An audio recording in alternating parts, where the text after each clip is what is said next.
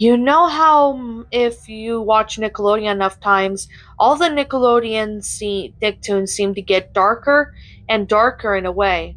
Well, it's not like that. A buddy of mine worked at a studio. I never really remembered what it was, but I do remember he worked on a studio for some time. This was around the time that Hey Arnold, the movie, came out, and after he said that after the film, Nick planned three things. One, a new season of Hey Arnold, with more updated storyline non canon to the original series. Two, a new live action series with a darker 90s style, like Afraid of the Dark, about kids living in a cul de sac. This is Ed Eddie, the creator of Dan Utusini, originally went to Nick for the show. Three, a TV movie based upon the scrapped live actions. Now, when the two shows were scrapped, the movie remained. They wanted to go back to the 90s with this film and would have succeeded. He told me about them hiring writers of a dark themed kiddie shows to write the film called Grimmland. Upon explanation, there was a dispute between several of the writers, leading to their execution from the project. He said he actually got a chance to see what the production was like. I recorded some conversations because of the state being seemed to get worse as he first mentioned it to me. What Grimmland was supposed to be about had the 1990s had the scary shit on TV at that time. I opposed to the idea of the Hey Arnold series idea because their plan was to have the characters is more in adult themes. Well, Arnold's grandparents were to have died after the film, leading Arnold to problems in his life. Helga become obsessed with Arnold to the point where, in the opener, she is being heavily pregnant with Arnold's child, seen in a baby with a football-shaped head in a sonograph. There were at the end of season 1. She was to have the baby. Now this was supposed to be considered the type of gag where Hilda would actually be to the pregnancy to enjoy every moment, rubbing his face each time and trying to force him to marry him just for the sake of the baby, to which he refuses. She cradles her baby and rubs it and stalks him profusely, unlike the locket with the picture of him like in the original series. At one point she has to have said, according to the script, "Due to your careless actions, I have now a piece of you inside of me." Gerald was supposed to have joined a gang, which resulted in severely activity and shootings in the show. In the series was never meant to be for children, not due to not only the changes of the characters of the observantness of Hilda, especially the pregnancy, but the fact that there was more adult themes to it as well, including indications of Mr. Simmons being gay, the school psychopath actually killing animals, lesbianism, yum, yum, yum, etc., and so many others. I am glad that his exes never put it on the air. After a small while, I got curious. I asked him about the second show, and he said that nothing came of it. Well, that's a lie. They converted it into a movie. This intrigued me, and I asked him if he ever aired. Fuck no. I mean, it was shot, edited, and everything was a fucking great reason to was never aired. An explanation of it got the reason to make it clear to me that some freaky shit was happening. I noticed he wasn't looking too hot, so I told him to get some sleep. I got an email from him recently. I decided to include it in this. It's relevant. Hey man, I didn't get an inch of sleep yesterday. All those memories started to seep into my dreams. I want to make things clear that yes, I'll tell you everything I can tell you. But there has to be a point where shit ends, man. Talk to you later, dude. I gotta try and get some sleep. What can I tell you about the Grimmland? Well, first thing was the writing staff. All were ex-kiddie show hosts and noted for darker themes in kiddie shows, which was odd since for a network work like that to hire about 10 or 11 of them for each movie. Another were ideas they had. What were the ideas? Well, let's see. The first was the opening completely of Freaky Deaky. It began with two kids on a moonlight fall night, heavy fog and all, running through the streets of their own town. One falls down and begs for his friend to help him. There was another shot of the fucker getting dragged off, screaming nothingness, as his buddy took long to contemplate helping him. Heavy tearing flesh was heard and screams stopped, but like someone was eating him alive at most. The kids takes off and the title comes up. What the fuck did it come up with that? Well, they used that opening sequence, but the script's somewhat different. On on featured of main character being a 13-year-old with abusive father, another 16-year-old loner with no family whatsoever. Now there's a conflict, but some of them had good pointers for and ideas. Then stuff got weird. Like how they explained that fog shit was but never got into it. Well, there's some fights and a couple of fucks you thrown around, resulting in the execution about free. The rest was a quote-unquote memory of the fallen writers. Used as some characters, I explained that 13-year-old's father abused her as a kid, to which she turned into witchcraft. The loner was to have gotten one of the characters, the witch girl, in fact pregnant, through violence in a later scene, resulting in him getting his brain splattered and forced death. Hide counts of blood, gore, mutilation, like a fucking sadism all shit all over the place, and the goddamn exists allowed this shit. After a while, I told him he should stop and change the subject. He said, and I swear, that I thought I got it on tape. He said that they wanted to fucking kill all the kids. The fog things that weren't seen in the opening were cannibals hypnotized by that fucking bitch. They were described in graphic detail. Every scene, every character, everything. And it still haunts me to when the shooting began. When the shooting began, they cast the roles perfect fuckingly. The opening scene was shot, and the shooting went deep into the nearing of the end of November.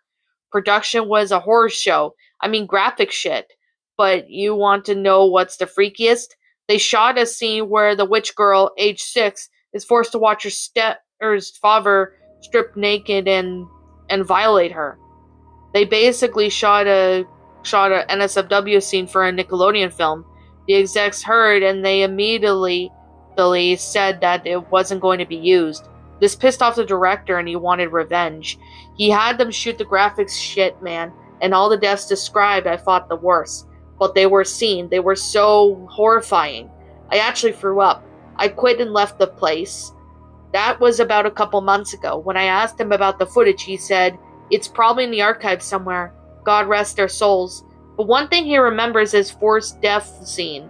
The scene where there was never staged. I asked the Nick Studios about this film, and they basically said, "F off." My friend killed himself in his notes stating that the dreams are getting worse and worse and his sleep becoming less and less, and he couldn't handle things anymore. Like he said, he loved his mom. He hung himself in the backyard from a tree. In his memory, I wanted to find that movie, whatever curse he subdued, and woke him to have gotten to me. I determined to find the film if it takes me to my grave. And that, my pretties, was the unreleased Nickelodeon movie. A Nickelodeon creepypasta? I guess that's how you call it. My final thoughts on this story.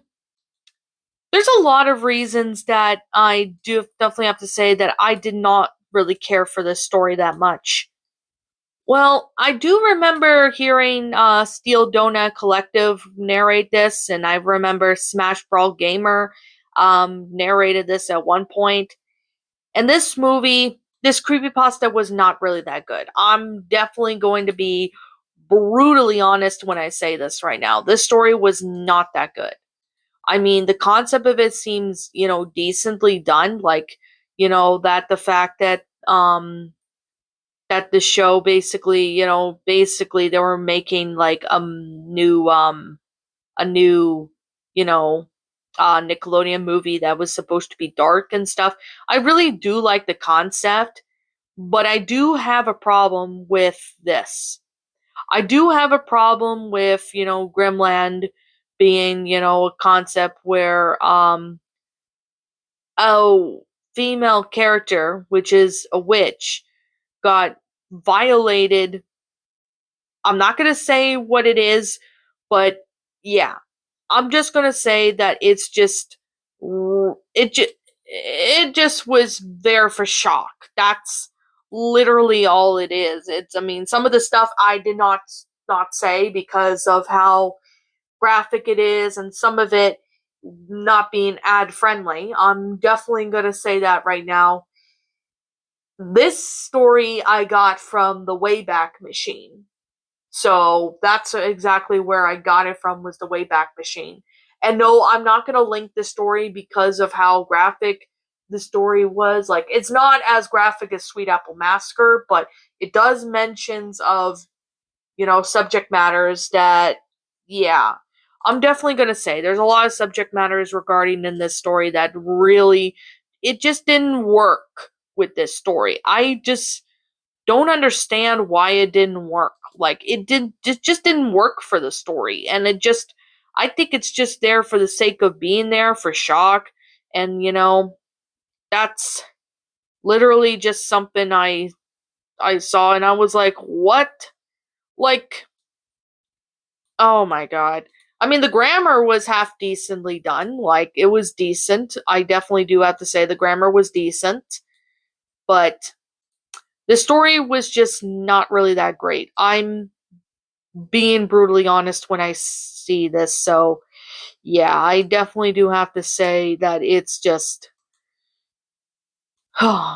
it's just never that good. I'm just going to sit here and say right now, this story was not that great, but I do have to say that this story could have had something better, and it did have potential, but it just went downhill from there. That's literally all I'm really going to say about this story now.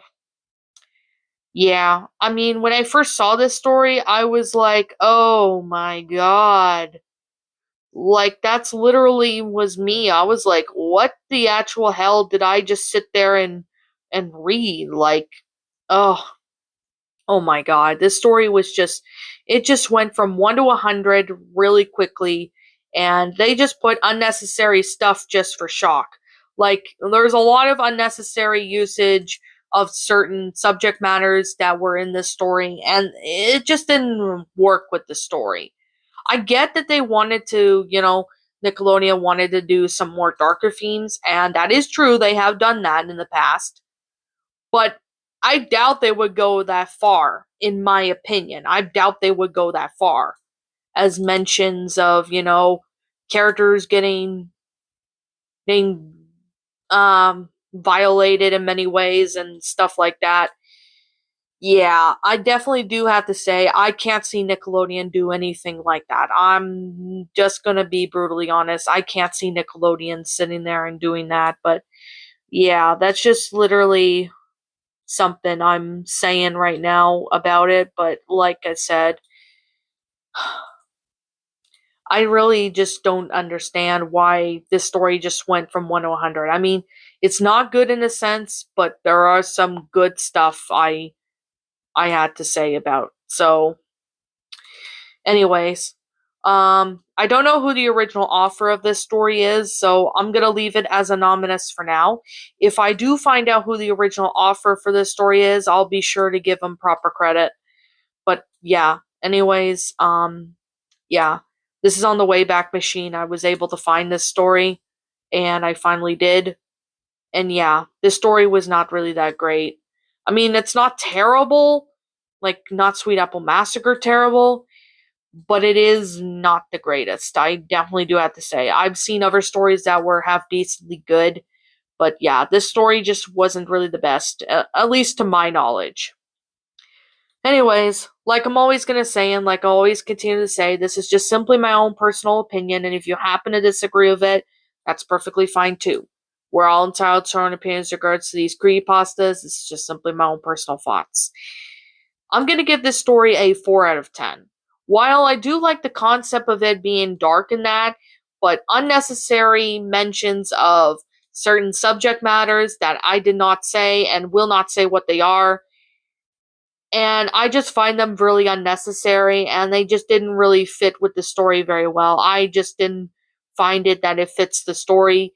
And if you're going to include a certain subject matter, I will say, if you're going to include a subject matter that's going to deal with certain stuff like abuse or anything like that, even if it's NSFW, you need to know what you're doing. That's literally all I'm going to say. But anyway, with that being said, with that being the case, what did you guys personally think of this creepypasta? Did you all enjoy it? Did you all not? Also, what you have done personally help make this story a lot better. Feel free to let me know what your thoughts are down in the comment section down below. I'm Shadow Lion Queen. Thank you so much for watching today's video, and if you enjoyed this video, be sure to leave a like, comment, and subscribe if you're new. Ring the bell for notifications to when I upload, so that way you guys will not miss an upload. As always, if you guys want to go follow me on Blue Sky, follow me on Twitter, follow me on DeviantArt, as well as follow me on my backup channel known as Ms. Dark Shigo. Links to all those will be in the About page section, so you guys can go follow me on those. And yeah, if you guys have any, thing you want to say that I did not talk about in the story, let me know what it is in the comment section down below. And as always, I'll be catching you guys on the next video. Peace out, and like always, roll the outro, because I'm out. What's up, my pretties? It's the Lion Queen here. I want to appreciate you all for tuning into this video, and I do appreciate you guys supporting my video by giving this video likes and stuff. If you really enjoyed this video, be sure to leave a like, comment and subscribe if you're new, ring the bell for notifications to when I upload so that way you guys will get updated for whenever I upload. If you want to follow me on Twitter or DeviantArt, feel free to leave a follow on those if you are interested in following me on those socials. If you want to support my backup channel, known as Ms. Dark Shigo, feel free to subscribe to it, as a link to that will also be in the About page section. And with that being said, and that being the case, thank you so much for watching, my pretties, and as always, please stay pretty.